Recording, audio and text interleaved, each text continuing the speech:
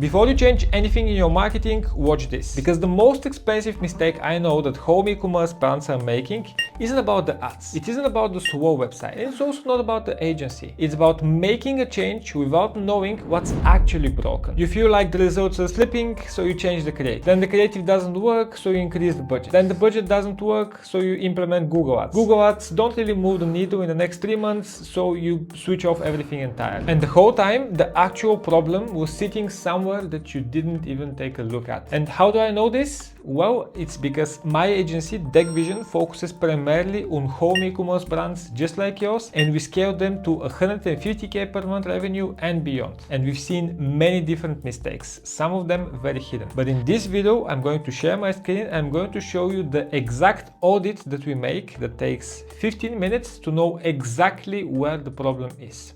Let's go ahead and do it. Okay, so in every single case, the first component that we take a look at is the website. This is the most important thing that you need to take a look into when you're doing an audit. I know that you may be thinking, well, maybe it's the ads, maybe it's the email, but if the website is not working, if something there is stopping people from buying, if there is any kind of issue in the website, we need to take a look into that first. When it comes down to the website, we can separate it into different phases. The first phase that we need to take a look into is the analytics. So we open up the Google Analytics, which is connected to the website, and we start looking at the data here. First, we need to make sure that we have accurate tracking, and the purchases here are the same as the purchases that we see on our admin panel of the website. Usually, if it's a Shopify website, if it's a Ecommerce website, then it's very easy to make this integration of Google Analytics, so make sure you do it. Then we can take a look into the different reports that we have.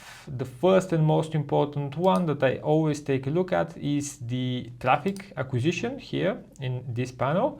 And here we can start seeing where are people coming from. Where are people coming from to our website? Is it through different websites? Is it through organic search? Is it through email marketing? Is it through paid social or paid search? We need to have that in mind, because before we even take a look into the actual setup of the ads and the issues there, we need to know that what's bringing us the most revenue, what's bringing us the most traffic, and then subsequently what's bringing us the most revenue. So we need to take that into account. Now, another report that I would also take a look into is the purchase journey, because it's very important to know how many people are abandoning the whole process. So how many people are adding to the cart, how many of them are beginning the checkout, and then how many of them are finalizing their purchase. I know that all of this data here in Google Analytics may be a bit too much for you, so you can also use any kind of AI to analyze this data. You can make lots of different exports of your data. You can give lots of different context to the AI and then let it analyze it for you. You can definitely find ways to improve based on this analysis from the AI alone. But that's not everything. I know you may be thinking, well, I can just analyze everything with AI and it's going to give me the best results. No, it wouldn't, because it doesn't really understand the difference between, let's say, a home e-commerce brand and how that needs to scale, than a phone case business that needs to be scaling as well. So let's get back into our audit. Now, another important component is speed. We need to make sure that our website is as efficient and as fast as possible. What we do is we use PageSpeed Insights. It's a free tool. You can always use it for your own website.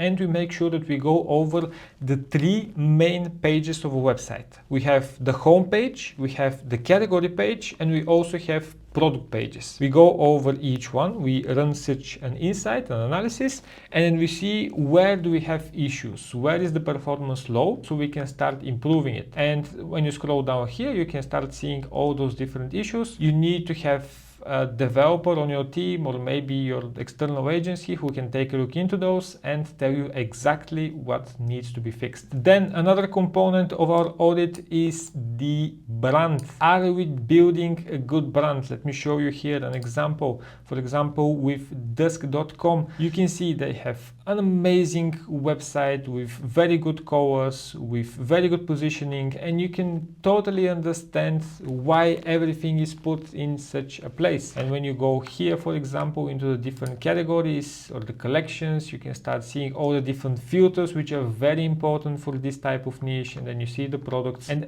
everything is built in a way that you can totally understand that this is the website of Dusk. And also when you come in here, you can see all this social proof, which again is building up this brand, is building up the trust with people, which is very important in this niche. Also the reviews, as you can see right here.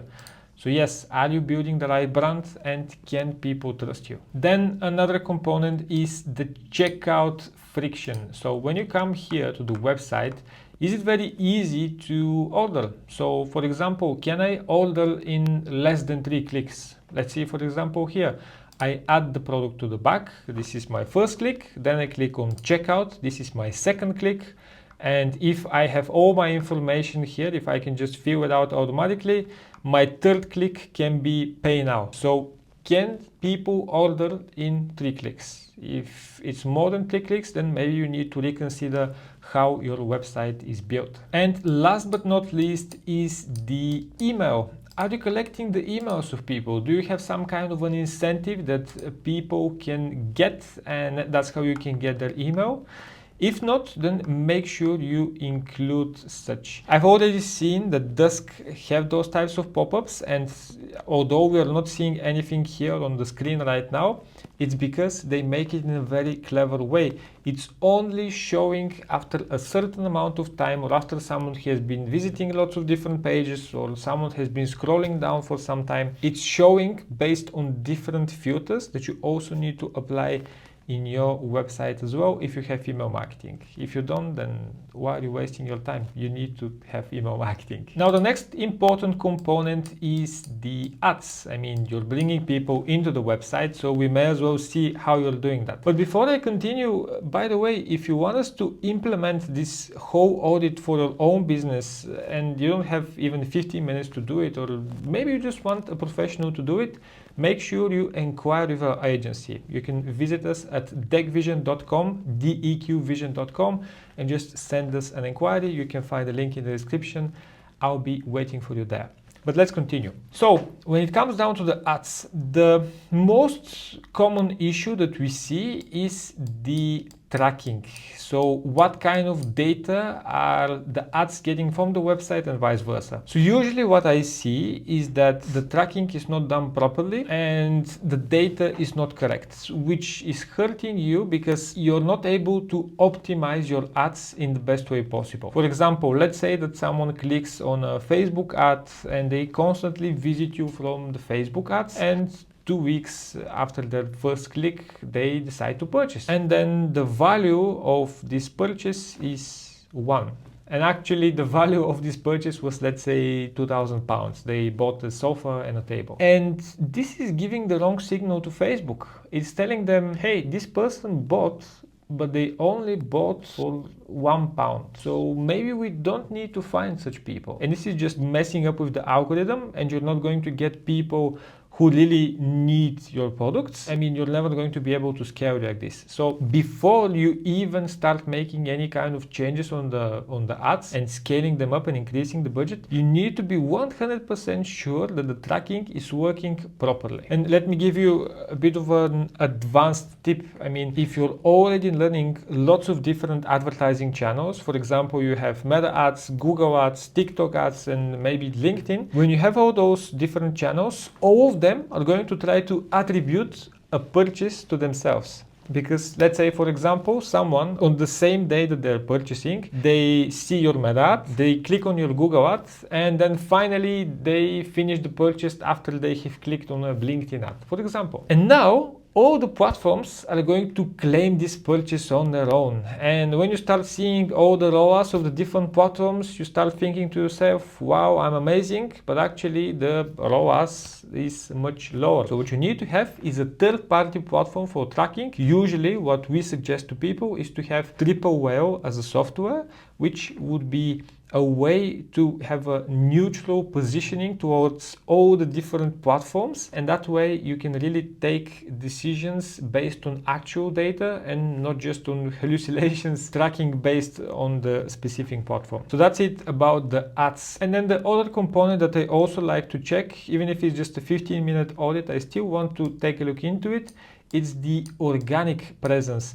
And the organic presence is not only about what kind of posts you have on your Facebook and Instagram pages or on Pinterest. It's making sure that the overall picture of your business looks fine to people.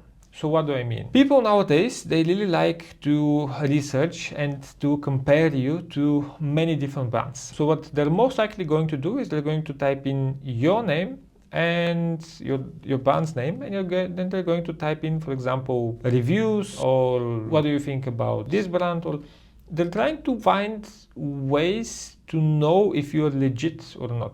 I mean, if you're an extremely big business, then most likely they aren't going to do that. There are people who are still very skeptical, and they may check you, they may check your last reviews, because maybe your reputation is built on service 5 years ago. So you also need to take a look into the most recent social proof, for example. But you need to make sure that people aren't able to find something which is going to make them doubt your business. For example, if your Facebook page doesn't have any kind of posts in the last 1 year, then this is giving the wrong signal. Because I mean, people can just say, if they don't have any posts here, then maybe the business is closed, maybe they're just not doing anything, and that may not be the case. So you want to make sure that your overall presence looks good. And it's not only the website, and it's not only the ads, but it's just the overall presence. I know this may be a bit too much, and I know that these are many different components that you need to think about. And if that's the case, and if you're feeling that this is way too much information, then you can also apply to our 7-day email sprint, where we go over each of the components, from the purchase journey to the Meta ads, to the Google ads, to the website, the email marketing, everything that you will need. So you can do that by following the other link in the description, which is about the email sprint. So the first link is going to be contacting us and inquiring about working with us. The other link is about the email sprint. So back to the video. What I can say is that you need to take a look into all of those components, and only then take the decision of what you need to do next. And as a business owner, you want to make sure that you're doing these audits on a regular basis, and it's not just a one-time off every single year, because many things are changing. You also start forgetting about some parts of your marketing, which is totally fine. So you need to have these types of audits done regularly. Now, I try to make this video as practical as possible and as useful as possible, so make sure you just go ahead and do this audit right after this video. I mean, you don't have to waste any kind of your time. But before you do that, you also need to make sure that you're subscribed to this channel, because there is lots of this content coming your way. And before you close the video, before you subscribe, the most important thing that you need to remember is this: never settle for average.